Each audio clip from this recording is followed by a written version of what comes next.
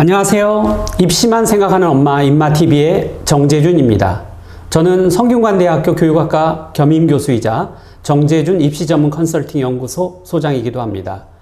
고교학점제, 2022년 발표된 새로운 교육과정, 그리고 이것이 2025학년도부터 전면 적용되는 이런 새로운 교육과정의 가장 핵심적인 것이 고교학점제입니다.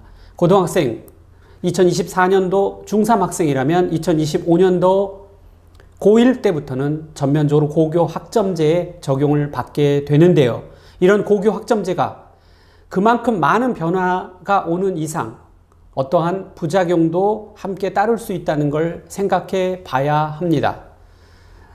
제일 먼저 우린 그동안 그 교실에 학급에 앉아 있으면 과목별로 선생님이 와서 가르쳐 줬어요. 그런데 이제는 자기가 좋아하는 과목을 찾으러 그 교실을 찾아가야 된다는 점. 이렇게 교실 찾아 산만리라는 제목을 제가 정했는데요. 이게 무슨 문제점이 있느냐? 이 출결 관리가 쉽지 않다라는 거예요. 학생들이 모였다 흩어졌다가 빈번하고 일정한 학생이 아니라 다른 반 학생들이 함께 모이기 때문에 출결 관리가 곤란하고, 그러니까 빠지면 잘 체크하기 어렵죠. 그래서 그런지 우리 반의 개념이 약화됩니다. 우리 학창시절의 친구, 우정 이런 것들이 점차 약화되겠죠. 그래서 나중에 졸업했는데 너 3학년 때 몇 반이었어? 나 3학년 때 5반이었는데 나도 5반인데 너 처음 보는데? 나도 너 처음 봐. 너 혹시 그 졸업 안 한 거 아니야? 우리 고교 학점제였지. 그래서 한 번도 만날 일이 없었네? 이렇게 할 경우도 생길지 모르겠어요. 또 50분 수업을 꼭 해야 되거든요. 그리고 10분 쉬는데 10분 동안 이동해야 되잖아요. 그러면 사물함에 가서 책을 꺼내서 그 다른 반으로 이동해야 하니 얼마나 그 10분은 빠듯하겠어요. 빠듯한 시간에 쉬지도 못하고 그런 빠듯한 시간이 있다 보니 질문과 답변하기에도 시간이 매우 부족하다고 합니다. 그래서 전반적으로 학급제를 유지하는데 곤란하다라는 게 첫 번째 문제점. 자, 두 번째는 여전한 기초 학습 부진화가 생긴다는 점입니다. 이 고교 학점제의 특징은 바로 절대평가입니다. 학업 성취에 따라서 한 과목에서 만약에 제가 국사 선생님인데 우리 20명이 막 모였다 이거예요. 근데 학업 성취도가 다 20명이 좋다. 그러면 모두 다 A를 줄 수 있어요. 상대평가가 아니라 절대평가이기 때문이죠. 자, 그러나 제가 국사 선생이 아니라 수학 선생이었다. 그런데 수학은 사실 잘하기 어렵잖아요. 학습 부진화가 있기 마련입니다. 성취율이 A, B, C, D, E 중에 40% 미만인 학생들이 생겨나는데 그런 학생은 수학뿐만 아니라 영어나 국어도 학습 부진일 확률이 높아요. 그럼 그런 학생들 고교 학점제 하에서는 보충 수업 또는 과제 부과를 통해서 A, B, C, D 안으로 올려야 될 텐데 그나마 고교 학점제로 강의 스킬을 키우고 여러 가지 걸 준비해야 되는데도 불구하고 이런 학습 부진화를 위해서 과제를 부과하고 보충 수업을 하고 이게 얼마나 교사의 입장에서는 행정 잡무가 증가하는 게 아닌가.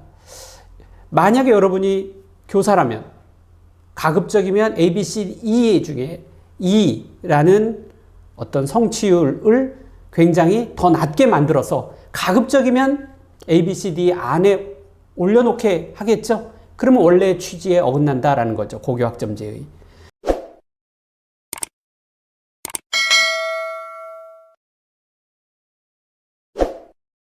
왜냐하면 교사 본인이 어떤 행정 잡무 또는 보충 학습, 과제 체크 이런 거를 덜려면 가급적이면 성취도가 낮은 E를 아주 더 낮게 만들어서 그런 학생들을 극소수로 만드는 게 유리하니까요. 이런 것이 하나의 모순, 단점이 되겠다.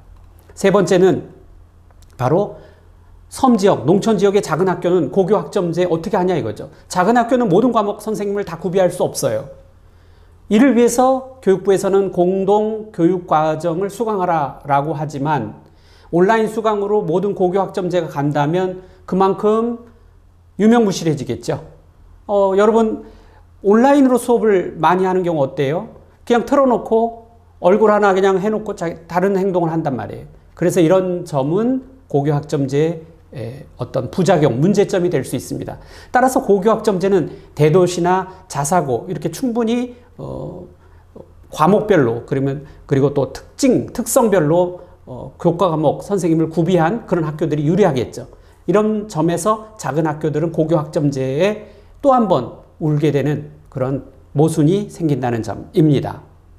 자, 네 번째, 고교학점제는 바로 원래는 자기주도 학습, 자기가 좋아하는 과목, 진로에 유리한 과목을 선택하게 되어 있는데 여러분이 학생이라면 자신이 좋아하는 과목을 선택하겠어요? 아니면 성적을 받기 유리한 과목을 선택하겠어요? 바로 후자가 됩니다. 우리 대학교 때도 그렇죠. 자기가 좋아하는 과목이 있지만 가급적이면 편한 과목을 듣습니다. 야, 저 선생님은 학점을 잘 준대. 그런 과목을 듣게 된다는 거죠. 그래서 등급 받기 쉬운 과목을 선택하기 때문에 본래의 취지인 바로 자기 주도 학습, 자기 진로와 적성에 맞는 과목을 선택하는 그러한 특징이 무색해지게 되는 게 또한 고교 학점제의 문제점이 되겠습니다. 마지막으로 원래 고교 학점제는 성취평가, 즉 절대평가인데 이렇게 학교들마다 절대평가를 하게 되면 성적 부풀리기를 할 수 있다는 우려 때문에 교육부에서는 바로 상대평가도 같이 도입하겠다라고 해서 바로 상대평가도 하고 절대평가도 함께 하는 게 고교 학점제가 현재 현실적인 운영 방안이 되겠습니다. 원래 취지는 절대평가, 전면적 절대평가인데도 불구하고 실제로 2025학년도부터 절대평가로만 하지 않고 상대평가도 함께 적용한다는 사실. 다만 그동안 상대평가는 1에서 9등급까지 내신 성적을 봤는데 고교 학점제 하에서는 이것을 줄여서 1에서 5등급까지 편성을 하고 그리고 절대평가제를 함께 운영하는 방법으로 바뀐다고 합니다. 어쨌든 이런 5가지 가장 중요한 고교 학점제의 문제점이 있습니다. 이를 극복하는 것이 매우 중요한 과제라 할 수 있을 것입니다. 자, 입시만 생각하는 엄마, 임마TV의 정재준이었습니다. 감사합니다.